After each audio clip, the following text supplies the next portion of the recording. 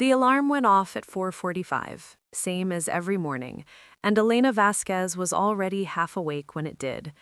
She had developed a mother's sensitivity to time, an internal clock that pulled her from whatever thin dream she'd been having, usually something formless and warm, something she could never quite remember afterward, and deposited her into the cold, necessary reality of her life. She silenced the phone before it could wake the boys and sat on the edge of her bed for a moment in the dark, her feet flat on the floor, hands pressed to her thighs. This was her ritual. 20 seconds of just existing before the world required her to move. The apartment was small, but she had made it hers.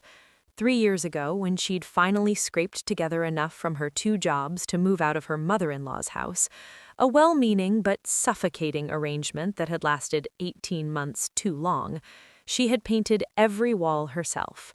The living room was a warm terracotta.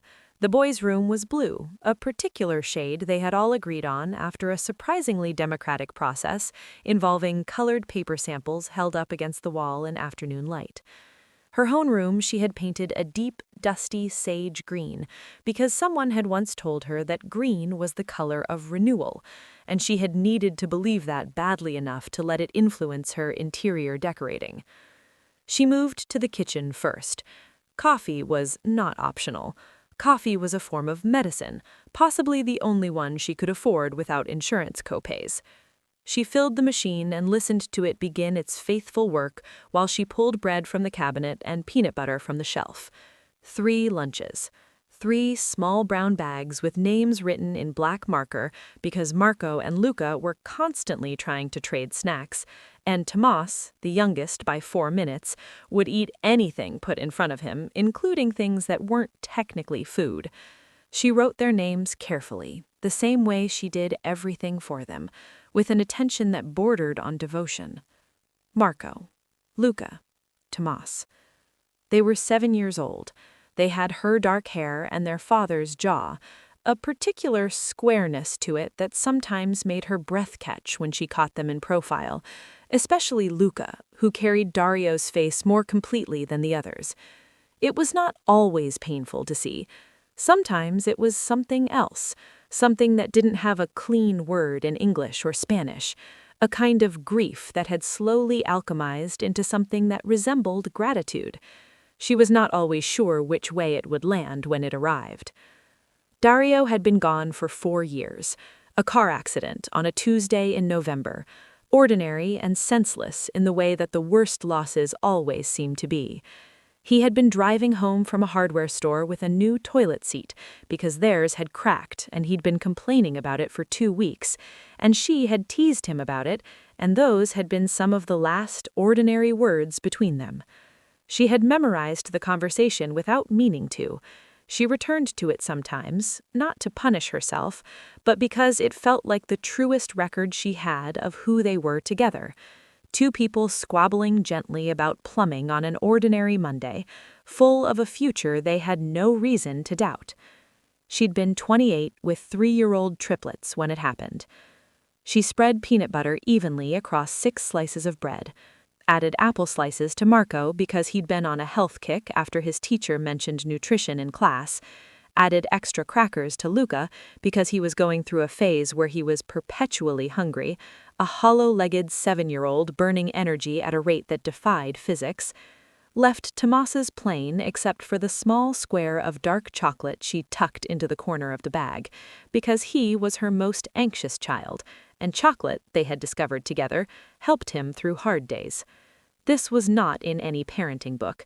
This was the accumulated science of knowing your specific children.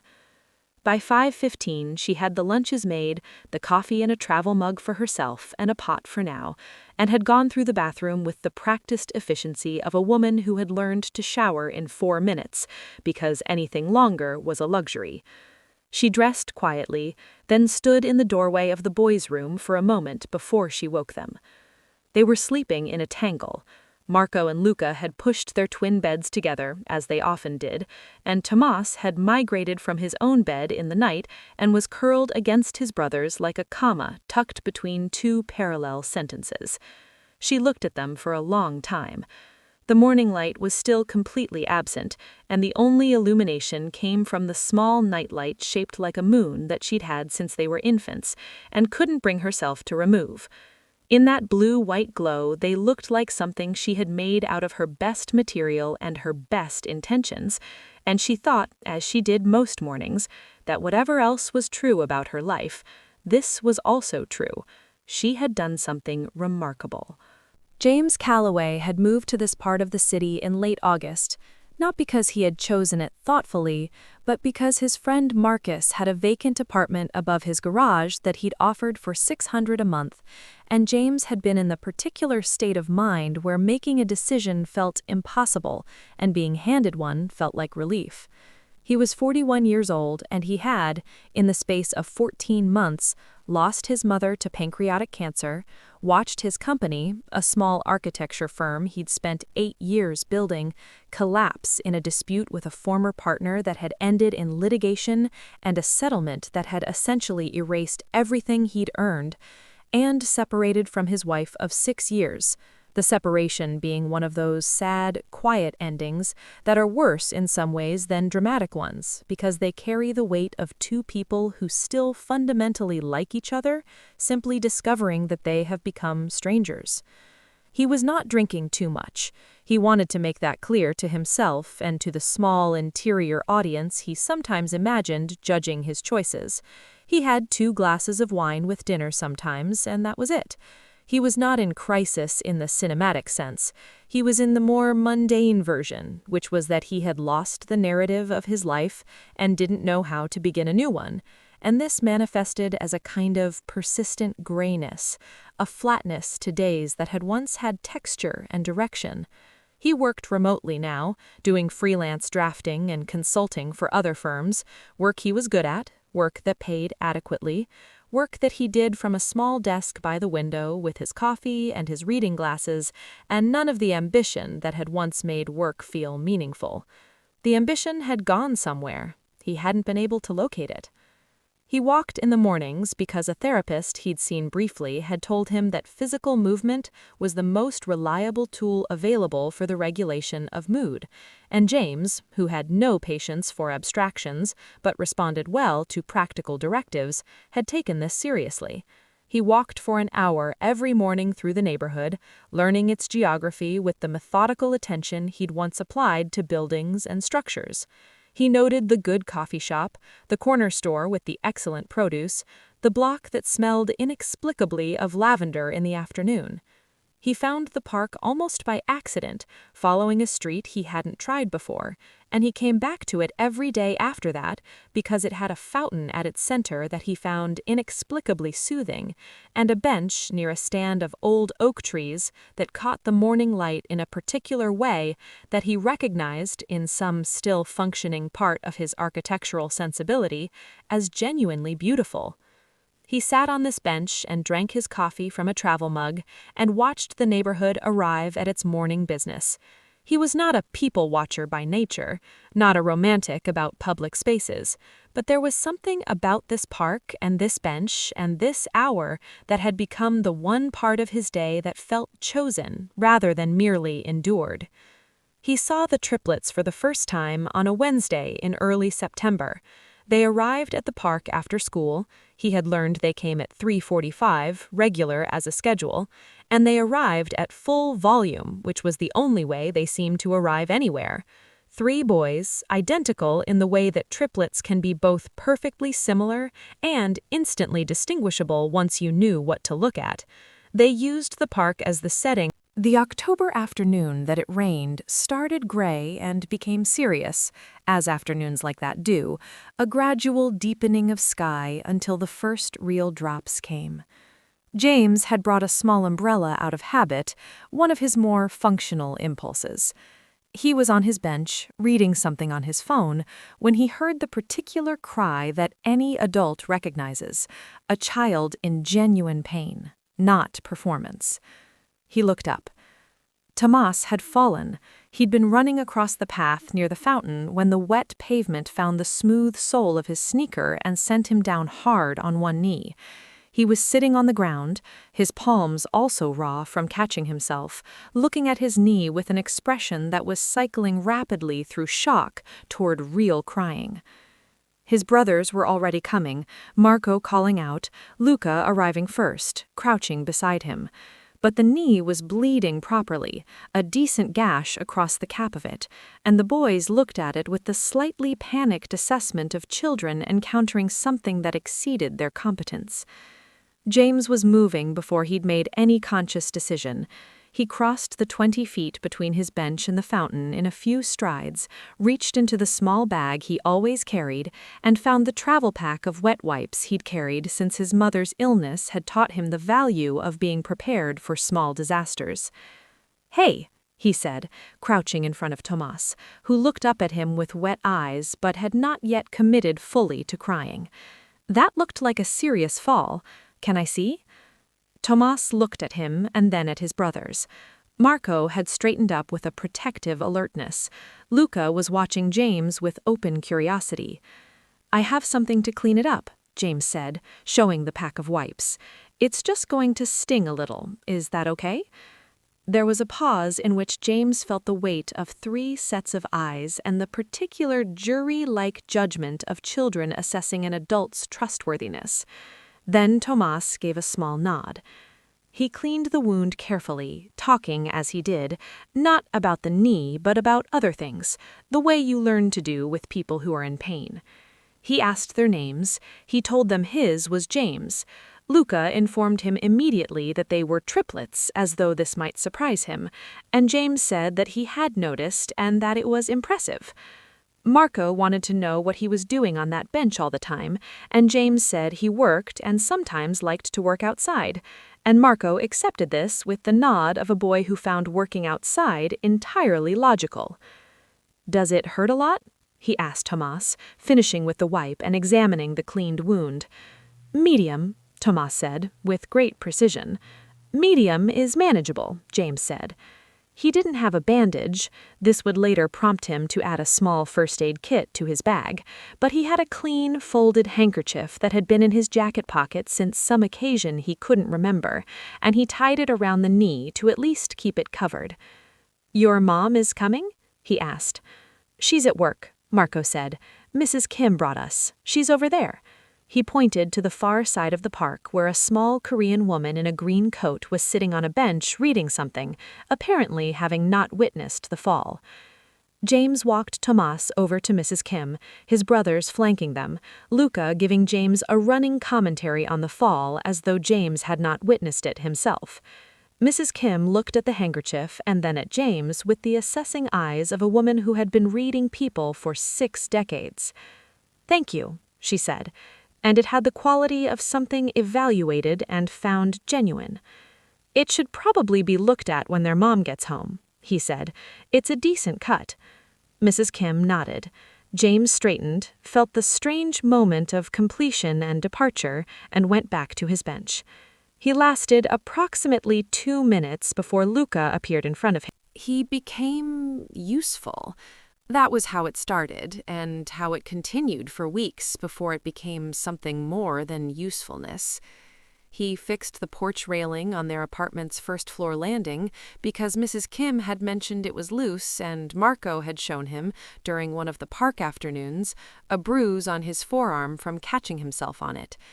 James showed up with a tool bag on a Saturday morning while the boys were at a school event and Elena was doing her one weekend shift at the restaurant, and when she came home to find the railing not only fixed, but also the small broken lock on her mailbox repaired and the stuck kitchen window freed from its casing, she stood in the kitchen for a moment and pressed her palm flat against the counter and let herself feel something she'd been keeping at a managed distance.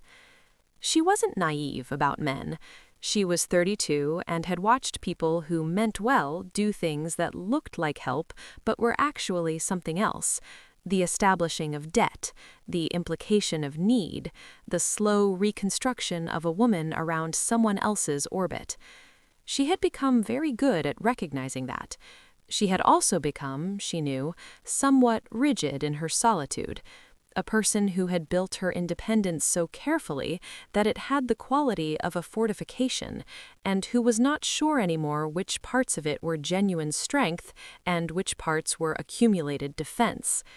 She asked him, the next time she saw him, why? He was on the bench. It was a Tuesday, the boys not yet arrived from school. Why what? The railing, the window. You didn't have to. He looked at her.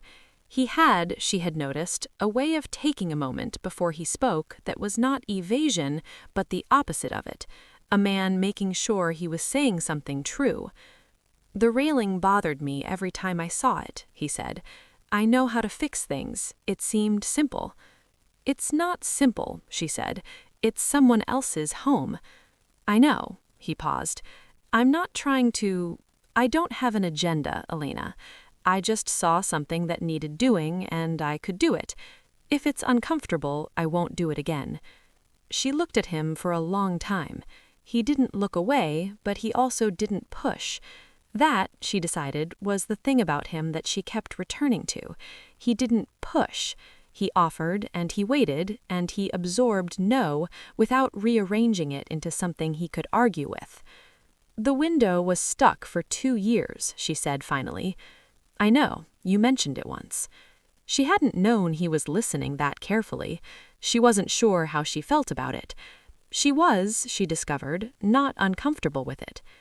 He drove the boys home on a Wednesday in November when she texted from the restaurant at 5:30 to say she was stuck, a reservation that had turned into a large party. The manager had asked her to stay, and Mrs. Kim had a doctor's appointment that couldn't be moved. She had nobody else to call. She had typed his name in her phone with the internal assessment that this was probably not a good idea and was possibly asking too much, and he had responded within 4 minutes. I'll get them. Don't worry. Take care of your table. She had stood in the restaurant's service corridor for a moment after reading that. Don't worry. She could not remember the last time someone had said that to her and she had believed them. He put them in the car, his car, which smelled of coffee and old paper, and which the boys found immediately interesting, and drove them home. He had stopped at the corner store and bought juice boxes and a bag of pretzels, which Luca called the best car snack decision he had ever witnessed. He helped them with homework at the kitchen table. Not the way a tutor would, not with performance, but the way a person who is comfortable with children and comfortable with knowledge does it, casually. As though it's an ordinary thing to explain fractions to a 7-year-old using the example of how to fairly divide a pizza that one person wants mushrooms on and the others don't. November became December in the particular way it does in cities, gradually and then all at once, the decorations appearing in windows, the cold acquiring a different quality. The boys began talking about Christmas with the volume and commitment that 7-year-olds bring to large anticipated events. Marco had made a list, which was detailed and somewhat ambitious. Luca had told his mother that he would be happy with anything, but his tone suggested this was a generous lie. Tomas had said, when she asked, that he mostly wanted everyone to be there. Who's everyone? She'd asked. Tomas had given her the look he gave when he felt he was being asked to explain something obvious. You and Marco and Luca and Mrs. Kim and James. She had not known how to respond to that, so she had kissed the top of his head and moved on. The boys had absorbed James the way children absorb things that are good, without drama, simply folding him into the known landscape. He came to the park, sometimes he was at the apartment. He was the person who knew how to explain fractions and had a car and made good hot chocolate and remembered that Marco didn't like marshmallows, but Luca wanted as many as the mug could hold. He was not a replacement for anything they were missing, because children are not confused about such things the way adults are. He was James. He occupied his own place in their world, which was sufficient and real and didn't require classification. Luca had asked him once, during homework, about his dad, where his dad was. James had paused, then said, "My dad left when I was not much older than you." "Where did he go?" "Away. We didn't see him much after that." Luca processed this. "Did it make you sad?" "For a long time, yes." "Does it still?" Sometimes, James said, less than it used to. Luca had nodded with the gravity of a person filing this information. My dad died, he said. I don't really remember him. Is that bad? No, James said, and his voice was careful with the word. You were very small. You loved him even when you were too small to make memories. Luca had looked at him for a long moment and then returned to his December brought a fever. Luca's first, then Tomas's. The kind of paired illness that triplets seem to share as though they are still operating from some common biological root. Marco, constitutionally sturdy in the way that one sibling in a trio always is, watched his brothers from a careful distance with an expression of concern and authority. Elena had stayed home from the billing office for 2 days, which she could technically do. She had sick days, enough of them, accumulated because she was never sick herself, but which she felt as a tightening in the financial math of the month. She called the restaurant, and they were accommodating in the way small businesses sometimes are when they like the person, though she felt the invisible ledger being marked. By the 3rd day, the fevers were breaking. Luca was eating again, which was always the most reliable sign of his recovery. Tomas was reading quietly on the couch, wedged between 2 pillows, looking pale but substantially improved. Elena had slept in fragments for 3 nights, and it was showing in her face. James came in the evening. He came because she had told him, in a brief message, that the boys were sick and she was fine and didn't need anything, and he had read this message the way he'd learned to read her communication, which was that the last part was approximately the opposite of the first part. He brought soup from a place on the main road that made it actually well, and he brought a movie the boys had mentioned wanting to see, and he brought, for her specifically, a thermos of proper tea that he'd made himself at his apartment because he had somehow learned how she took it. She looked at the thermos and said nothing for a moment. Then, I told you I was fine. You told me you didn't need anything, he said. That's different. She let him in. The evening that followed was one of those evenings that doesn't announce itself as significant and yet becomes, in retrospect, the kind of fixed point a life refers back to. They put the movie on. The boys, all 3, because Marco had decided that the best position was on the couch with both his brothers and their mother, arranged themselves in the way they always did. Tomas against his mother's side, Marco on her other side, Luca on the armrest at a slight remove because he was a child who liked to feel that he had options. James was in the armchair. He had been given the armchair without discussion, as though it had always been his. Halfway through the movie, Tomas shifted and looked at James across the room. Can you sit here? Tomas said. It was not demanding.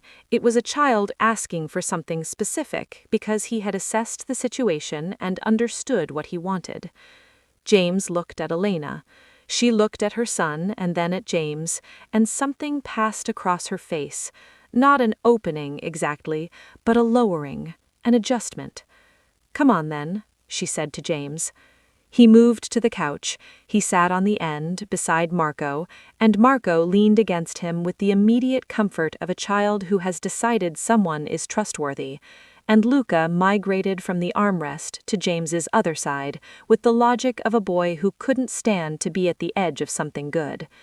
And they watched the movie, all 5 of them on a couch that was slightly too small, and Elena looked over the top of her boys' heads at James, and he looked back at her, and neither of them said anything.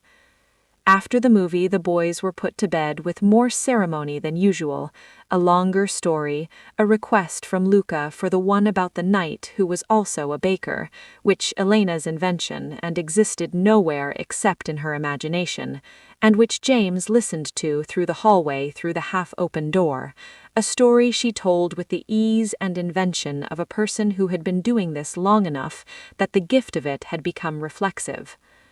She came out and found him in the kitchen. March came in slowly, tentatively, the way spring always does when you've been waiting for it. The park turned from gray to the first provisional green, and the fountain that had been drained for winter was refilled, and the boys came back to it with the pleasure of returning to something that belongs to them. James was on his bench. He was working. Actual architectural work. A small residential commission he'd taken on through a connection that had come out of nowhere. The kind of unexpected good thing that you can't plan for and can only accept when it arrives. He was designing a house for a couple in the suburbs, and he was doing it with an attention he hadn't brought to work in years, because something in him had come back online, some current that had been interrupted and had found its circuit again. Elena arrived at 4:30, later than usual because she had made a decision. It had taken 2 weeks and 4 conversations and 1 night of lying awake until 3 and finally arriving at something she could call clarity to leave the restaurant job. Not immediately, she had another month before the medical billing job's raise came through, but the decision was made, and it was the right decision, and it sat in her the way right decisions sit, quietly, without the noise of doubt. She would have more evenings. She would be home for bedtime every night. She would have the unstructured hour she had told James she missed, the hour with no function. She sat on the bench beside him. The boys had gone immediately to the fountain. "How's the house?" she asked. "Coming along," he said. "I figured out the kitchen today. It was wrong, and I fixed it." "How was it wrong?" "It was designed for efficiency. I made it for mornings, for people who want to be in it together." She looked at him. He was looking at the boys. Marco was at the edge of the fountain, directing something. Luca was running his usual circuits. Tomas was sitting on the fountain's edge, trailing his fingers in the water, looking at the reflected sky in the water's surface. "He's thinking," James said. "He's always thinking," she said. "What do you think he thinks about?" "Everything," she said. "He told me last week that he thinks the universe is too big to be an accident." James was quiet. Then, "Smart kid." "He's mine," she said. "What do you expect?" He looked at her, and she looked at him, and they were sitting in the April light of a park they had both come to separately and found together, and the boys were in front of them, and the city was going about its business around them, and nothing was resolved, nothing was finished,